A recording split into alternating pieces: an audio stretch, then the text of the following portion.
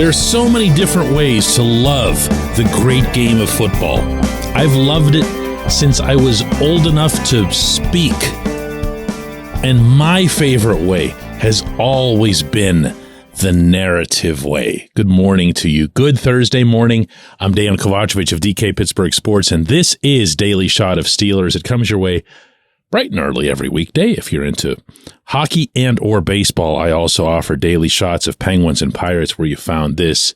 The Steelers completed day 2 of week 3 of OTAs yesterday on the South Side, and they continued to do so with immaculate attendance. Remember, these are purely voluntary events. There's nothing anyone can say to you or even hint in your direction if you don't show. Now, look, if you're a rookie or someone trying to make the team, okay, you've got really no choice. But if you're a veteran, if you're a TJ Watt, if you're a Cam Hayward, if you're a Minkah Fitzpatrick, you don't have to be there. In fact, there are times, which incidentally have already occurred in these OTAs, where Mike Tomlin will tell a veteran, hey, listen, I appreciate that you're here. I appreciate that you're offering. I really need to get some looks at this guy doing this or that guy doing that. And he'll actually instruct them as much as he can in that setting to not partake. But I'm here to share with you something that TJ had told me last week. And actually, he brought it up on his own. It wasn't something that I'd asked about. I don't get all that into attendance at whatever, you know. He said to me, how about everybody being here, huh? How about that? Yeah, we talked about that. That's a thing that we wanted to have happen. We wanted our defense to get to know each other with all the new people that are in, not just the draft picks, but also the new veterans that are in the fold, with all the new members of the secondary that are in. We wanted to be there to answer questions. We as veterans, we wanted to be there. We wanted to have them not think that we don't care as much or whatever. We wanted to send the right signal right off the bat. Yesterday, Minkah Fitzpatrick spoke with reporters after the session. That was the first time he's done any speaking at this thing. And that, by the way, is voluntary as well this time of year. And Minkah brought it up too. We all communicated and we all said, like, we want to be in at a set day, said we're all in here together. There's no missing pieces to the puzzle. So, you got guys, have family obligations and stuff like that. But for the most part, everybody's been here. Now, see, this is why I opened this episode by talking about my childhood and falling in love with football. I go back to the original pool of NFL films. These things would air on Sunday morning on basic TV. This was before cable. And they would just run one after the other. And they were so awesome. I'm talking about the John Facenda frozen tundra of Lambeau Field and learning about the original Green Bay Packers. And of course, the team that spawned the most narratives and storylines and drama was the Pittsburgh Steelers. Why? Well, obviously, they were the team. 4 Super Bowls in 6 years. All these living legends on both sides of the ball. I am forever a believer in the importance of the intangibles in this sport, maybe more than in any other sport. It's about pure passion. It's recklessness. It's giving up your physical body to perform for the greater good of the group. That's not nothing. Just because it can't be quantified at the scouting combine in Indianapolis, and it most certainly can't, doesn't mean that it doesn't exist. Ike Taylor tells a story of recommending to Kevin Colbert and his scouts a kid named Vince Williams.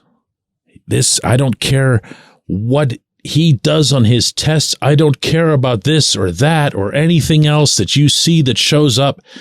This is a Steeler. This kid plays the Pittsburgh way.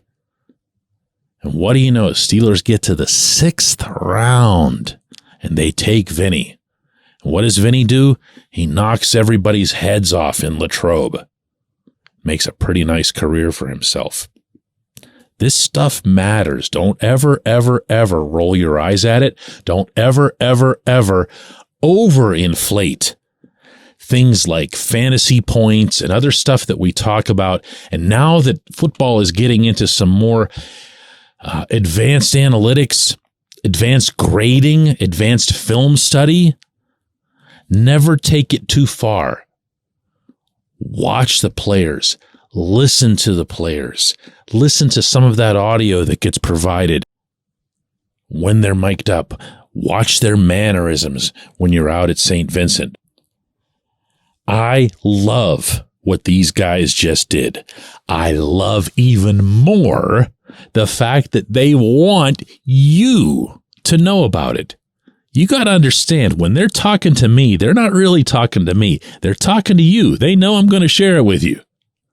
So for TJ to say that, he wants you to know about it. For Minka to speak it in front of that whole group yesterday, he wants you to know about it. He wants you to know that this defense is there and it's invested, and they expect to be very, very good. And they're not going to have any excuses for why they aren't, especially not as it relates to camaraderie and chemistry.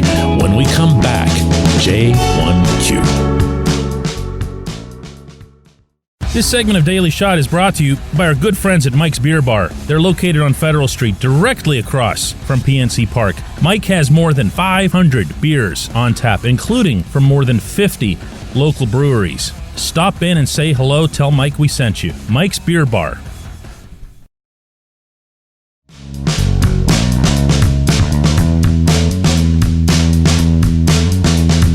Today's J1Q comes from Jerry, who, in referencing yesterday's episode of Daily Shot that included the extended interview with Calvin Austin III, he says, wow, DK, Calvin Austin and his speed and everything about him sounds awesome.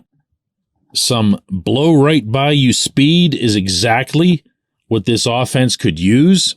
Thanks for sharing the great interview. As far as Matt Canada goes, and yeah, in parentheses, Canada came up in the show too, in the J1Q portion. I don't know. The question that lingers in my mind is, who will have made this play or that play possible? Jerry, I'm so happy to have this come up in the off season because it comes up all the time after games when there's an individual in whom we don't trust or we just flat out don't like, and I'm pretty sure Canada checks both of those boxes at this point for most of the fan base. You're going to see every single time there's a positive play, it'll be, did Glenn Thomas secretly call that one through the private headset that Mike Tomlin keeps in his back pocket that was transmitted out to, it's going to be everyone but Canada every time something good happens. And it's going to be no one but Canada when something bad happens. Nothing that I say on this little program is going to change that. Nothing that I give you in this answer is going to influence anybody at all, probably including yourself, Jerry. But that mindset can I just say it like it is? It just does nothing for me. Okay, it's akin to just planting a flag on a certain stance and saying, I'm not going to budge from this. I don't want to say anything good about Canada. Now, maybe you will. Maybe you will. I shouldn't presume. But I do recall vividly that as last season was moving along, and when it became more and more remarkable that Canada was keeping his job, I had the tendency myself to just pin everything on him. And then as the running game got going, and the running game became largely, not entirely, but largely responsible for that 7-2 flourish at the end, I started giving it up for him a little bit, you know? When I was hearing from inside the locker room, players who were both very accustomed to and very comfortable with criticizing Canada off the record, suddenly weren't doing that anymore. They weren't saying good things either, but they were just not bringing him up. So sure enough, the season comes to a conclusion, and there were a handful of players who spoke publicly in support of Canada.